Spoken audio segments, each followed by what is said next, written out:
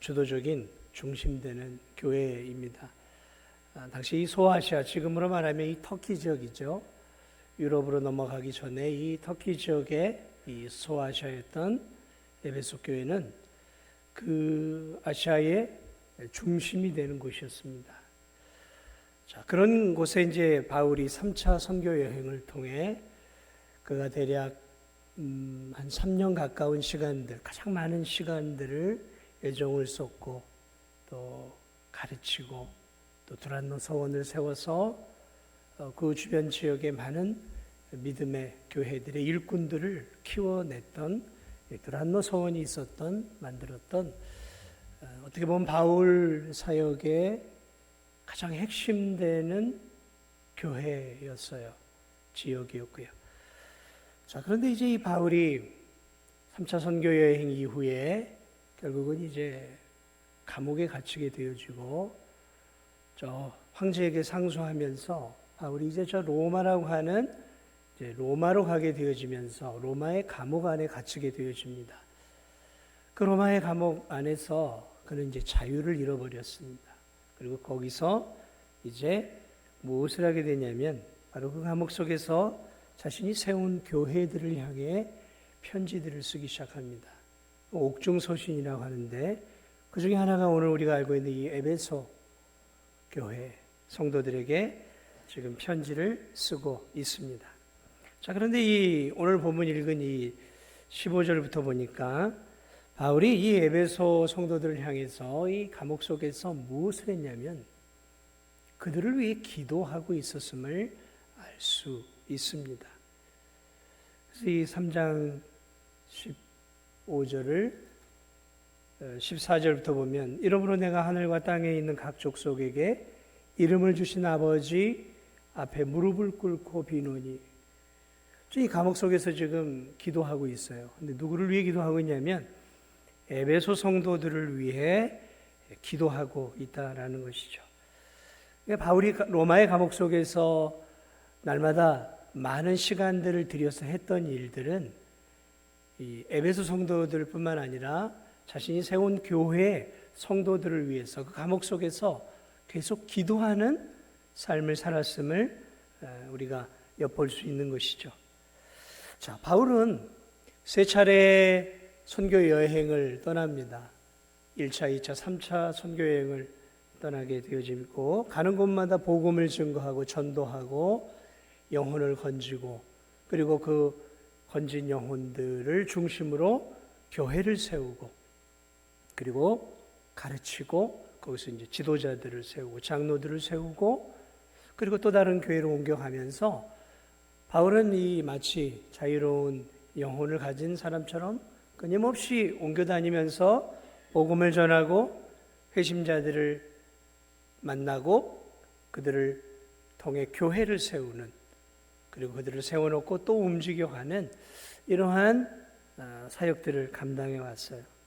그러면서 많은 능력이 있는 일꾼들을 아시아와 유럽에 세워 놓았습니다.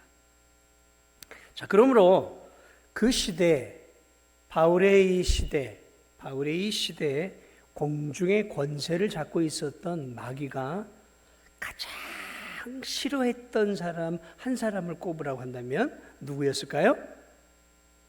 사도 바울이었던 거예요. 자신이 세운 왕국들을 계속해서 가는 곳마다 허물어 버리는 거죠. 누가요? 사도 바울이. 견고한 소아시아와 유럽을 장악하고 있었던 마귀의 세력을 누가 무너뜨리기 시작했냐면 바울이 가는 곳마다 무너뜨리기 시작하는 거죠. 사단의 견고한 진을 복음을 통해 깨트리면서 그 무질서와 혼란과 죄악으로 가득한 그 도시를, 어둠의 도시를 빛의 도시로 변화시켰단 말이죠. 이 사도 바울의 사역은 엄청난 역사였어요. 그러니까 이 마귀가 보기에는 저 바울은 정말 무시무시한 존재인 거예요. 가장 죽이고 싶고 가장 없애버리고 싶은 마귀의 첫 번째 원수가 사도 바울이었을 거예요. 자, 그러므로 여러분 이 마귀가 사도 바울을 가만둘 리가 없을 것입니다. 그래서 사도 바울은 가는 곳마다 율법주의적 유대인들의 이 박해와 그런 살해의 위협들을 받게 되어집니다. 가는 곳마다 그래요. 그리고 매를 맞고 돌에 맞고 쫓겨날 때 유대인들 때문에 그렇게 돼요. 자, 결국은 마귀가 승리했어요. 결국은 3차 전도 여행이 끝나고 결국 유대인들에 의해서 사도 바울은 감옥에 갇히게 되어지고, 바울은 이제 항소를 하고 나는 로마의 시민권이 있으니까 나는 로마의 황제에게 심판을 받겠다 하고 전략적으로 로마를 선택을 해요. 왜냐하면 감옥을 가더라도 로마에 가야 자신이 로마에도 복음을 전할 수 있을 거라고 생각을 했던 거죠. 그래서 로마까지 들어가요. 자, 마귀의 전략대로 가장 지긋지긋한 마귀의 첫 번째 원수였던 사도 바울을, 그의 육신을 틀어서 감옥 속에 집어넣는데 마귀가 성공을 했습니다. 마귀는 좋아했을 거예요. 이야, 이제 한시름 났다. 저 지긋지긋한데 최고의 원수를 감옥 속에 집어넣어 놓았으니까 이제 좀 이 지역을 다시 내가 회복할 수 있겠다라고 마귀는 생각을 했을 거예요. 그런데 여러분, 이게 웬일입니까? 마귀의 전략대로 사도 바울이 움직이질 않아요. 바울은 작은 감옥 안에 그의 육신이 갇혀 있습니다. 활개치며 시장길을 다니고 골목을 누비면서 사람들에게 회당에서 골목에서 저 많은 사람들이 몰려있는 그러한 넓은 지역에서 복음을 전할 수 없게 되었어요. 자, 그런데 놀라운 사실은 이 바울이 그 감옥 속에서 내가 이제 복음을 전할 수 없구나. 내가 이제는 이 감옥 속에 갇혀 있구나. 이제 내가 할 수 있는 일은 아무것도 없군 하고 좌절하거나 실망하지 않았다는 거예요. 그 감옥 속에서 바울은 자기가 할 수 있는 또 다른 방법을 찾아내었어요. 그것이 무엇이었을까요? 기도하는 일이었어요. 그래, 내가 나갈 수가 없다면 내가 평소에 기도하던 것의 3배, 4배, 5배로 내가 기도하면 되지. 그러면 기도하는 일에 집중하고, 또 나갈 수가 없으니까 이제 방법을 취한 것이 편지를 쓰기 시작해요. 편지를 써서 서신을 통해, 문서를 통해 복음을 증거하는 일들을 계속해서 감당했다는 것이죠. 오늘 이 본문에서 우리가 알 수 있는 중요한 진리가 사실이 그런 부분이에요. 마귀는 바울의 육체를 묶어 두는데 성공했어요. 하지만 마귀가 할 수 없었던 것이 있었어요. 그것은 바울의 영혼을 묶어 놓는 일은 할 수가 없었다. 육신은 비록 감옥에 묶여 있었지만 그의 영혼은, 바울의 영혼은 자유가 있었어요. 그래서 바울은 그 감옥 속에서 하늘의 문을 열고 하늘을 올라가 하나님 보좌 앞까지 올라가서 하나님 보좌 앞에 나아가 하나님께 기도하는 놀라운 기도의 삶을 살았다는 거죠. 그의 영혼은 자유가 있었어요. 그래서 그는 그 좁은 감옥 속에서 저 높고 높은 하늘의 보좌까지 그 영혼이 올라가 예수의 이름으로 하나님의 앞에 나아가 오늘 우리가 드리는 기도와 같은 간절한 기도를 그 좁디 좁은 감옥 속에서 드리고 있었다는 사실이죠. 그렇습니다. 바울은 에베소 성도들과 아름다운 믿음의 교제를 나눌 수 없었어요. 더 이상 복음을 증거할 수 없었어요. 하지만 그 좁은 감옥 안에서도 그는 그 어느 때보다도 감옥 바깥에 있었던 때와 방불하게 바쁜 하루를 보내었을 것입니다. 그는 여러 개의 편지를 쓰기 시작했고 자신이 세운 교회의 성도들의 한 영혼 한 영혼의 이름들을 불러가면서 그 감옥 안에서 강력한 기도의 사역을 감당했다라는 사실이에요. 사랑하는 여러분, 우리가 하나님의 일을 하는 데 있어서 환경을 그래서 탓해서는 안 되는 거예요. 환경은 언제나 우리 편이 아니에요. 환경은 언제나 우리 편이 되었던 적이 없어요. 과거에도 그렇고 지금도 그래요. 앞으로도 마찬가지예요. 저와 여러분에게 하나님의 일을 하기에 좋은 환경은 없습니다. 믿음이 약한 성도들은 언제나 환경을 탓해요. 아우, 내가 너무 바빠요. 내가 일이 너무 많아요. 내가 얼마나 업무가 많은 줄 아세요? 먹고 사는 일들, 가정사들, 만나야 될 사람들, 해야 할 여러 가지 일들이 많이 있습니다. 그러나 여러분, 참된 믿음의 사람들은 환경을 탓하지 않습니다. 믿음이 없는 사람들이 늘 환경을 탓하는 거죠. 환경의 어려움들로 인해 우리가 하나님의 일을 할 수 없는 환경은 얼마든지 있어요. 여기 많은 성도들이 이제 예전처럼 제대로 걷지 못합니다. 예전처럼 뛰지 못해요. 예전처럼 좋은 시력을 갖고 있지 못해요. 예전처럼 좋은 청력을 갖고 있지 못해요. 예전처럼 좋은 발음으로 대화하지 못해요. 이젠 기억력도 가물가물해요. 몸이 많이 병들었어요. 열심히 예전에는 하나님의 일을 봉사했지만 지금은 이제 그렇게 할 수가 없어요. 건강에 문제가 생겨서 병원에서 또는 요양병원이나 요양원에서 요양을 할 수밖에 없는 상황에 처하게 됩니다. 바쁜 사업의 일들이 하나님의 일들을 감당하는 일에 걸림돌이 되기도 해요. 직장에서의 분주한 일들로 인해서 하나님 앞에 나와 예배드리고 기도하고 말씀을 읽고 묵상하고 주님을 위해 사는 삶에 걸림돌들이 있단 말이죠. 그렇습니다. 환경은 언제나 우리로 하여금 하나님이 기뻐하는 삶을 살지 못하도록 우리의 환경을 가로막아요. 그게 환경이에요. 그러나 그러한 환경으로 인해서 우리가 하나님의 일들을 감당하고 주님을 위해 사는 삶에 이렇게 살 수 없다라고 면죄부를 씌울 수는 없다라는 거예요.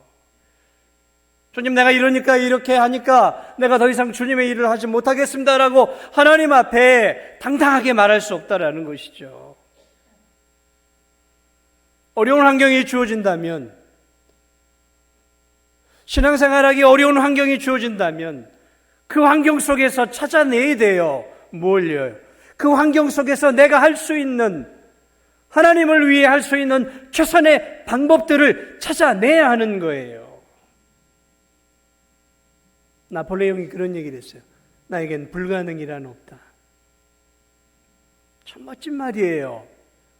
진짜 불가능이 없는 게 아니라 내게 주어진 장벽들이 있다 하더라도 나는 어떤 방식으로든 그 장벽을 뚫고 나아가겠다라는 결연한 의지예요. 의지. 성도들의 신앙도 마찬가지예요. 하나님의 자녀답게 사는 것, 환경이 다 받쳐주고 먹고 사는 문제가 다 받쳐주고 시간적인 여유가 나고 그러면 그때 우리가 여유 있게 하나님의 일을 할 수 있을까요? 천만에요. 그런 날은 절대로 여러분에게 오지 않습니다. 그것은 꿈입니다. 그러므로 늘 언제나 좀 더 좋은 환경이 오면 내가 열심히 주를 위해 섬기겠다고 하는 사람은 죽을 때까지 그렇게 사는 거예요. 그 장벽을 넘지 못하고 그 자그마한 그 좁은 환경의 울타리 안에 갇혀서 그렇게 신앙생활하다 가는 거예요. 그러나 여러분, 이 바울을 보십시오. 환경이 그를 옥죄였고 환경이 그를 감옥에 집어쳐 넣었어요. 그런데 보십시오. 그의 영혼은 그 감옥을 뛰어나와 하늘의 보좌까지 올라가서 수시로 하나님과 교제하는 천상의 시간들을 항상 갖고 있었다는 거예요. 그렇습니다. 우리가 할 수 있는 놀라운 사역 가운데 하나가 기도의 사역이에요. 기도의 사역. 기도는 감옥에서도 얼마든지 할 수 있어요. 내가 예배 자리에 나올 수 없는 침상이나 병상에서도 얼마든지 기도의 사역은 할 수 있다라는 것이죠. 기도는 그리스도인이 할 수 있는 최고의 사역 가운데 하나예요. 그리고 어디서든 할 수 있는 사역이에요. 어떤 환경 속에서도 내 건강과 내 환경과 상관없이 할 수 있다는 것이죠. 여러분, 우리가 기억해야 할 사실이 있어요. 바울이 감옥에 들어갔기 때문에 기도의 사역을 열심히 한 것이 아니에요. 더 이상 이제 전도할 수 없고 더 이상 돌아다닐 수 없고 더 이상 복음을 전할 수 없고 사람을 만날 수 없고 가르칠 수 없기 때문에 이제 기도하는 사역밖에 없기 때문에 그가 그때부터 기도에 몰두하고 기도에 집중했던 것이 아니라 그는 평상시에도 기도하는 사람이었기 때문에 그 감옥 속에서도 기도의 삶을 유지할 수 있었다는 거죠. 여러분, 누가 감옥 속에서 기도가 쉽게 나오겠어요? 저나 여러분이나 감옥에 가보지는 않았으니까 잘 모르지만, 여러분, 이 자유를 뺏기고 조그마한 감옥 속에 갇힌다는 것 얼마나 절망스러운 일이겠습니까? 사랑하는 사람을 만날 수도 없고, 가고 싶은 음식점이다, 가고 싶은 사람, 가고 싶은 장소를 만날 수 없이 그 조그마한 감옥에 갇혀서 언제까지 있어야 될지 모르는 그 두려움 가운데 있다고 한번 생각을 해보십시오. 불안하고 두려운 거 아니겠습니까? 미칠 노릇 아니겠습니까? 그런데 이 바울은 들어가자마자 그 감옥 안에서도 자유함과 기쁨을 누리며 기도의 삶을 살았어요. 기도의 삶을. 이게 어디서부터 시작이 되었을까요? 감옥 안에서가 아니었던 것이죠. 그는 그렇게 분주하게 살아가는 삶 속에서 예수님처럼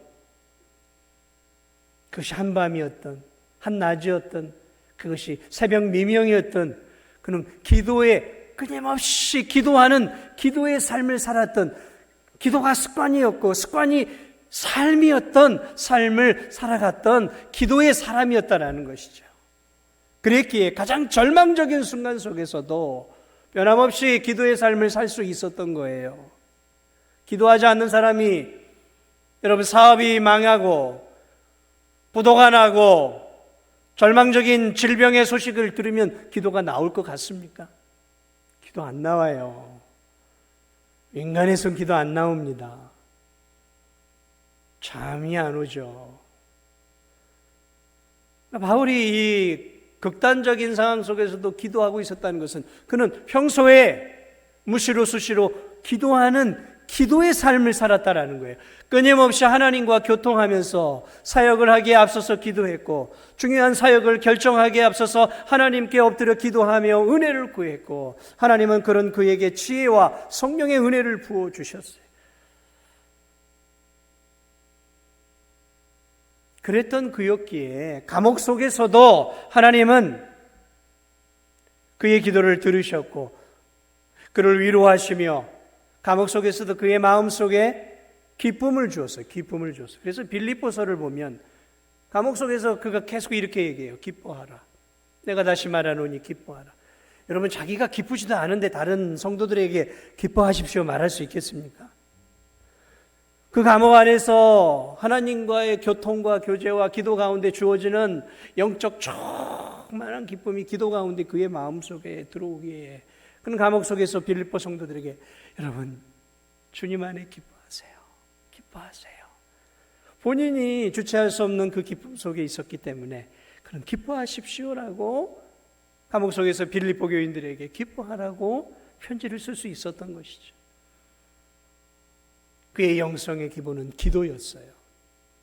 기도였습니다. 사랑하는 여러분, 여러분은 얼마나 기도하고 있는지 모르겠습니다. 기도하셔야 돼요. 하루를 살아가면서 시간을 정해놓고 기도하셔야 합니다. 물론 새벽에 깨워 교회에 나와 함께 기도하면 참 좋죠. 그러나 그런 것들이 되지 않는다 할지라도 여러분의 삶 속에서 시간을 정해놓고 반드시 기도하셔야 돼요. 기도하지 않고 살아가는 사람들을 저는 참 용감한 사람들이라고 봐요. 하나님을 의지하지 않고도 하루를 살 수 있다는 것. 그것은 돈키호테 같은 용기죠. 허망한 용기예요. 무모한 용기를 갖고 사는 거예요, 하루를. 기도하지 않고 살아가는 것은 정말로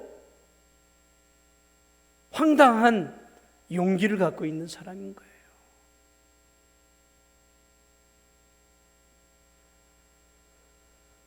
오늘 본문에서 바울은 감옥 속에서 에베소 성도들을 위해 기도하고 있습니다. 에베소 성도들을 위해 감옥 속에서 기도하고 있어요.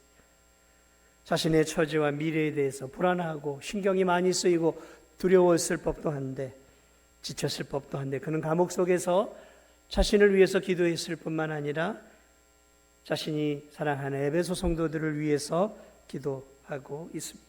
에베소 성도들만을 위해 기도한 것은 아니에요. 빌립보서를 보면 빌립보 성도들을 위해서, 골로새서를 보면 골로새 성도들을 위해서도 기도하고 있어요. 그러니까 바울은 감옥 속에서 자신이 세운 교회와 자신이 알고 있는 복음을 증거하고 예수 그리스도를 믿게 만들었던 많은 성도들의 이름을 불러가며 그들의 영혼을 위해 기도했다라는 것이죠. 습관을 따라 기도했어요. 습관을 따라 기도했어요. 예수님의 삶이 습관을 따라 기도했습니다. 그래서 참 습관을 따라 기도하는 게 중요한 거예요. 여러분, 기도하는 습관을 가지십시오. 습관이 중요합니다. 저는 신앙생활하면서 좋은 믿음의 성도들은 좋은 경건의 습관들을 갖고 있어요. 그러니까 신앙이 좋고 나쁨은 가만히 보면 좋은 경건의 습관을 갖고 있느냐 아니면 세속적인 습관을 갖고 있느냐에 굉장히 많이 기울어져 있어요. 믿음이 좋은 성도들을 보십시오. 경건한 습관들을 갖고 있어요. 믿음이 연약한 성도들을 유심히 보십시오. 대단히 세속적인 삶의 습관들을 갖고 있어요. 틀림없습니다. 시간 사용들, 습관을 따라 시간들을 어떻게 사용하는지를 보면 그 사람의 신앙의 수준이 나오게 되어 있습니다. 시간을 꼭 정해놓고 기도하십시오. 할 수만 있다면 새벽을 깨워서 기도하십시오. 특별히 연세가 드신 분들에게 부탁을 드립니다. 여러분은 바쁜 일상이 아니잖아요. 분주하게 젊은 사람들처럼 직장에 나가고 일하는 것이 아니잖아요. 그럼 여러분, 남은 생애는 기도하는 데 투자하세요. 기도하는 일들에도 집중하십시오. 물론 젊은 사람들도 기도해야 합니다. 그러나 연세가 들어갈수록 이제 더 기도하셔야 돼요. 기도함으로 내 인생의 마무리를 잘 준비하셔야 돼요. 내 인생의 마지막 휘날레를 기도로 준비를 잘 하셔야 돼요. 왜냐하면 나이가 먹어갈수록 죽음이 다가오거든요. 죽음의 준비, 죽음 앞에 내가 담대하게 당당하게 서려면 기도의 능력으로 강건해져 있어야 돼요. 바울이 에베소 성도들을 위해 어떤 기도를 했을까? 여러 가지 기도의 제목이 나오는데 오늘 이 수요 저녁에는 한 가지만을 먼저 언급을 하려고 합니다. 오늘 이 바울이 에베소 성도들을 위해서 이런 기도를 했을까요? 하나님, 저 에베소 성도들 어려운 일 생기지 않게 해주옵소서. 환난이나 박해가 그들에게 다가오지 않고 피해가도록, 환난이나 어려움을 전혀 당하지 않도록 저들을 무풍지대에 안전한 삶으로 인도해 주옵소서.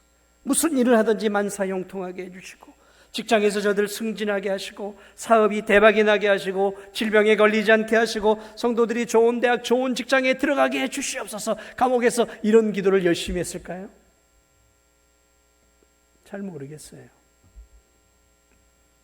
바울이 어떤 기도를 얼마나 깊이 있게 했는지 잘 모르겠어요. 그런 기도를 했을 수도 있을 거예요.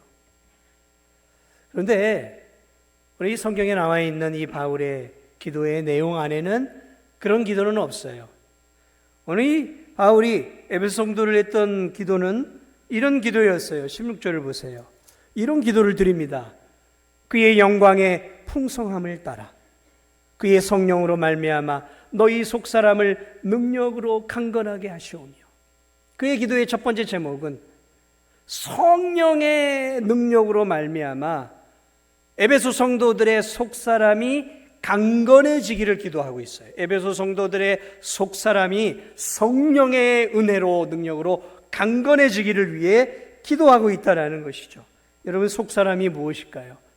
속사람이 있고 겉사람이 있죠. 성경은 그리스도인들에게 이렇게 얘기합니다. 너희들에게는 속사람이 있고 겉사람이 있다.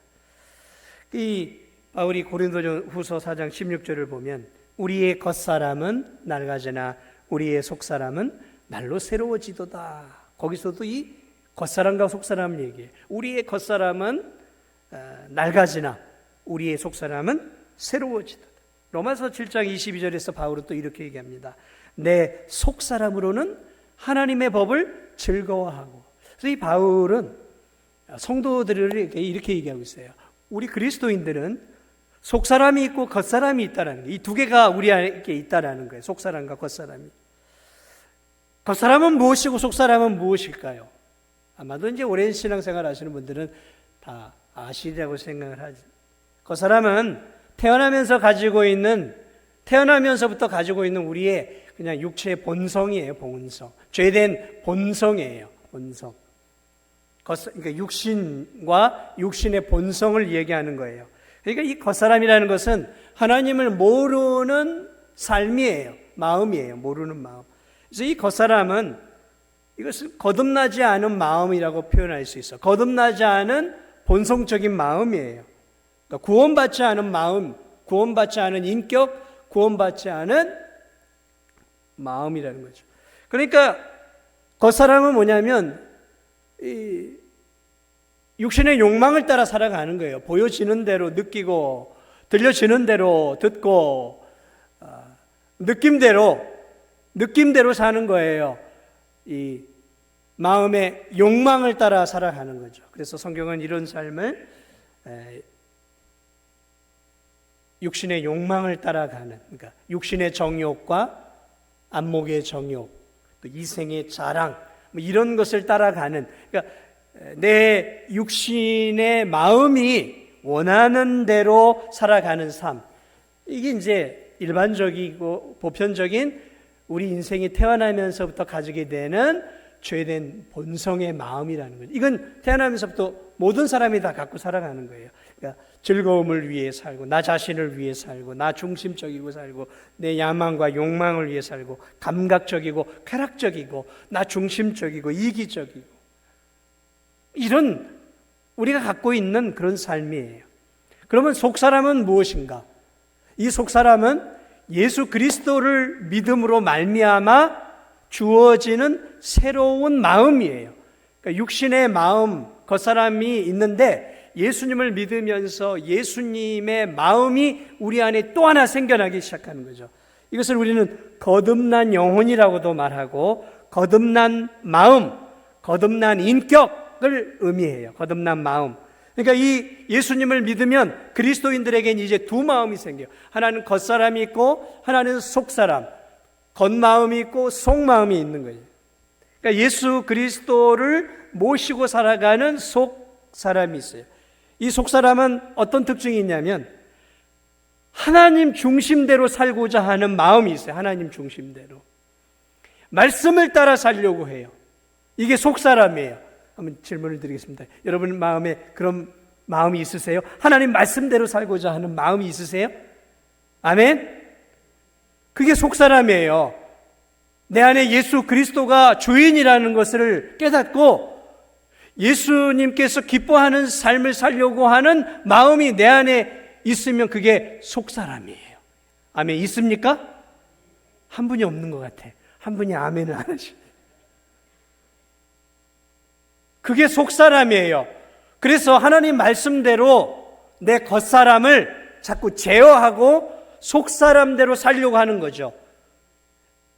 겉사람은 내 욕망과 야망과 쾌락과 즐거움을 위해 살려고 해요. 나 중심적으로 살려고 해요. 내가 내 인생의 주인이 되어 살려고 해요. 이게 우리의 겉사람이에요. 그런데 속사람은 예수님의 마음을 갖고 있어요. 예수님의 인격을 갖고 있어요. 예수님을 기쁘게 하고 싶어 해요. 하늘의 소망을 갖고 살아가요. 영생을 바라봐요. 그래서 삶을 살아가면서 이 겉사람, 내 안의 겉사람을 자꾸 제어하고 속사람이 이 겉사람을 제어하면서 하나님이 기뻐하는 삶을 살려고 해요. 그래서 로마서 7장을 보면 오라 나는 공고한 자로다. 이 음침한 사망의 골짜기에서 누가 나를 건져내느냐. 내 안에 두 마음이 있는데 한 마음이 자꾸 죄를 짓고 욕망을 따라 살려고 하는데 내가 이 마음을 제어하기 너무 힘들다라고 로마서 7장에서 바울이 이 두 마음이 싸우고 있는 한 그리스도인을 아주 적나라하게 묘사하고 있어요. 그러므로 참된 그리스도인의 특징은 이 속사람과 겉사람이 날마다 싸우는 거예요. 날마다 싸우는 거예요. 싸우고 계세요? 싸우고 계세요? 안 싸우고 계세요? 날마다 싸우는 게 정상적인 그리스도인이에요. 오늘 이 예배 자리, 수요 예배 자리로 오셨어요. 정상적인 그리스도인이라면 아유, 직장에서 직장생활 나 얼마나 피곤해요. 교회 오기 싫고 오늘은 그냥 집에서 씻고 푹 좀 자거나 아니면 오늘은 좀 푹 씻고 그냥 맛있는 거 뭐 해 먹으면서 오늘 있었으면 좋겠다. 그 마음이 이게 무슨 마음이에요? 이게 겉사람의 마음이에요.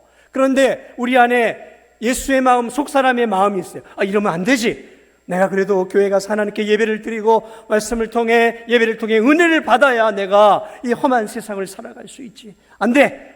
내 욕망과 집에서 쉬고 푹 자고자 하는 내 욕망을 억누르면서 이 육신을 이 교회로 끌고 왔단 말이죠. 그럼 누가 싸워 이긴 거예요? 속사람이 싸워 이긴 거예요. 이게 날마다 우리의 싸움이라니까요. 이 두 마음이요. 그러니까 건강한 성도의 특징은 뭐냐면 날마다 싸우되 이 속사람이 겉사람을 이겨야 되는 거예요. 그러니까 바울이 지금 무슨 기도를 드리고 있어요? 하나님, 저들에게 속사람이 강하게 해 주옵소서라고 하는 기도를 우리가 이해가 되는 것이죠. 왜 속사람이 강해야 되는가? 왜냐하면 신앙생활하기가 너무 어렵단 말이에요. 살아가는 삶이 너무 어렵단 말이죠. 말씀대로 살고 믿음대로 살아가는 삶이 너무 어려워요. 저도 어렵고 여러분도 어렵단 말이죠. 그런 이런 어려움 속에서 이 겉사람은 쉽게 가기를 원해요. 신앙생활을 쉽게 하기를 원한다고요. 신앙생활을 쉽게 하고 싶어 해요. 대충 기도하고 대충 예배 드리고 대충 말씀 보거나 대충 살기를 원해요. 뭐 힘든데 뭔 전도야. 뭘 힘든데 성경을 굳이 내가 꼭 이렇게 읽어야 돼. 뭐 힘든데 내가 이렇게 아둥바둥 살기도 바빠 죽겠는데 무슨 기도 생활이야. 힘들어 죽겠는데 무슨 수요 예배야.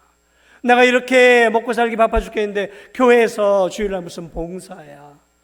겉사람의 요구예요. 겉사람의 요구예요. 이런 겉사람의 요구를 어떻게 이겨낼 수 있겠어요, 우리가? 욕망이 너무 강한데 이 세상을 보세요. 얼마나 좋은 세상입니까? 돈만 있으면 쾌락과 향락과 내가 즐기고 싶은 것들을 마음껏 즐길 수 있는 시대란 말이죠. 어떻게 세상의 유혹을 이기고 세상의 쾌락을 이기며 살 수 있냔 말이죠. 안 돼요. 이 겉사람이 너무 반할 만한 세상이란 말이에요. 그러니까 이 겉사람이 홀딱 빠지기 쉬운 이 세상 속에서 이 겉사람 욕망과 편하게 신앙생활하고자 하는 이 겉사람을 이겨내려면 내 속사람이 강해져야 되는 거예요. 방법은 속사람이 강해져야 되는 거예요. 예수의 마음이 강해져야 하고 내 마음이 예수의 인격으로 성령의 능력으로 강해져야 하는 거예요. 그럴 때 그 많은 어려움들을 이겨내고 하나님이 기뻐하는 삶을 살아갈 수 있는 거예요. 어려움을 피하게 해달라고요. 언제까지 어려움을 우리가 피할 수 있겠어요? 죽을 때까지 우리의 삶에 어려움들이 찾아오는데, 건강의 어려움이요, 죽을 때까지 건강의 어려움이 찾아오는데 언제까지 안 아프게 해달라고 그런 기도만 우리가 드릴 수 있겠냔 말이죠. 그러므로 중요한 것은 이 세상 속에서 내 믿음을 지키고 내 신앙을 지키고 하나님이 기뻐하는 삶을 살아갈 수 있도록 우리의 속사람이 강해져야 하는 거예요. 그게 강해지지 않으면 교회 생활하면서도 조그만 일만 생기면 맨 삐지는 거예요. 조그만 일로 인해서 자존심 건드렸다고, 내 자존심 건드렸다고, 내가 원하는 대로 안 해줬다고, 저 사람이 나에게 무례하게 행동했다고. 거기에 대해서 일일이 반응하면 여러분 이것은 속사람이 아니라 겉사람이 반응하는 거예요. 겉사람은 자존심 덩어리예요. 자존심 덩어리. 어디 감히 내 자존심을 건드려. 겉사람은 나 중심적이에요. 왜 내 중심으로 안 하고 저 사람 중심으로 가는 거예요?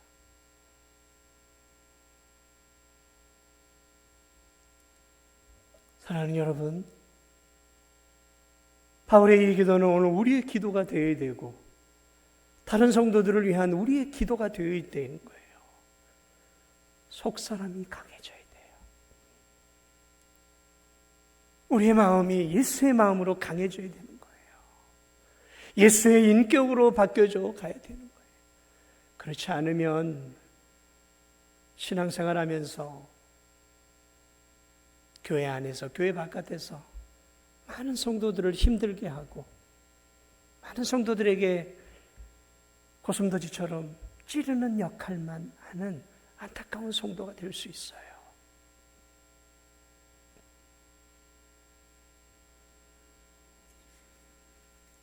오늘 이 시대에 우리에게 필요한 기도, 그 기도를 바울은 성도들을 위해 기도해 주고 있습니다. 그렇습니다. 우리도 그렇게 기도해야 합니다.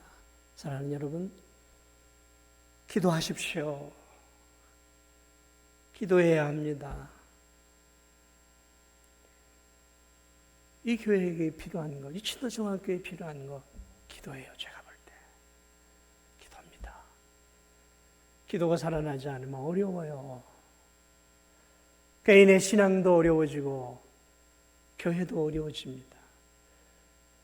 문제의 발단은 늘 기도하지 않는 성도들로부터 나와요. 왜냐하면 기도하지 않으면 겉사람이 일어나기 때문에 금방 시험에 드는 거예요. 시험에. 그래서 속사람으로 이겨내질 못해요.